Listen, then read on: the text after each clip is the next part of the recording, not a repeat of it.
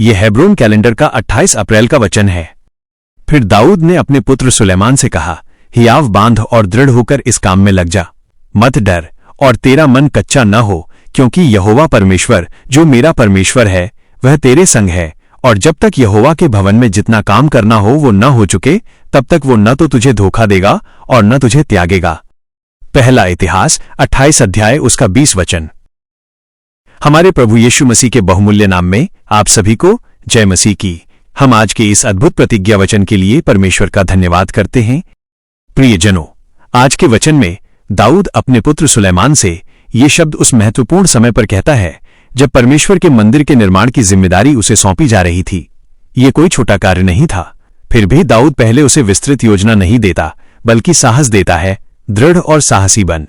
यहां शक्ति का अर्थ शारीरिक बल नहीं, बल्कि आंतरिक दृढ़ता है। परमेश्वर का कार्य अक्सर हमारी क्षमता से बड़ा लगता है, लेकिन साहस एक चुनाव है जो विश्वास पर आधारित होता है।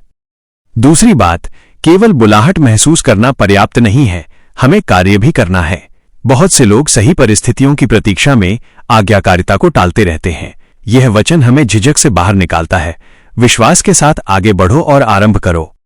तीसरी बात, मत डर और निराश मत हो। भय हमारे उद्देश्य को कमजोर करता है और निराशा हमारी दृष्टि को धुंधला कर देती है।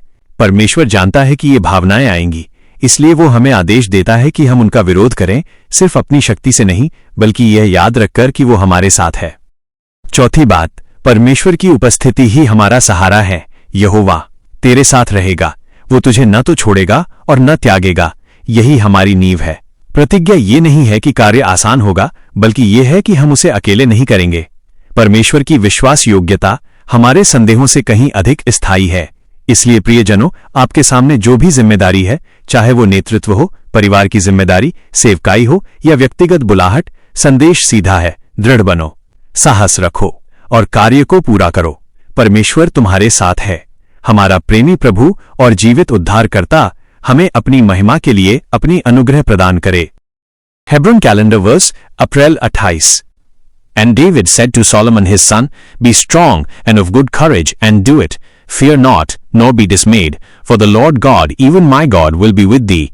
He will not fail thee, nor forsake thee, until thou hast finished all the work for the service of the house of the Lord.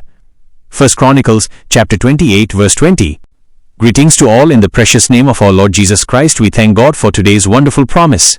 Beloved, in today's verse, David speaks these words to his son Solomon at a pivotal moment when the responsibility of building the temple of God is being passed on. It wasn't a small task. Yet David doesn't give Solomon a detailed plan first, he gives him courage. Be strong and of good courage. Strength here isn't about physical power, it's about inner resolve. God's work often feels bigger than our ability, but courage is a choice rooted in trust. Secondly, it's not enough to feel called, we must act. Many delay obedience waiting for perfect conditions. This verse cuts through hesitation, step forward in faith and begin. Thirdly, fear not, nor be dismayed. Fear drains purpose. Discouragement clouds vision. God knows these will come, so He commands us to resist them, not by willpower alone, but by remembering He is with us. Fourthly, God's presence guarantees support. The Lord will be with thee. He will not fail thee, nor forsake thee. This is the foundation. The promise isn't that the task will be easy, but that we will not face it alone. God's faithfulness outlasts our doubts. Therefore, beloved, whatever assignment is before you, whether it's leadership, family responsibility, ministry, or a personal calling, the message is simple and direct. Be strong. Take courage. And do it. God is with you. May our loving Lord and living Savior grant us His grace for His glory.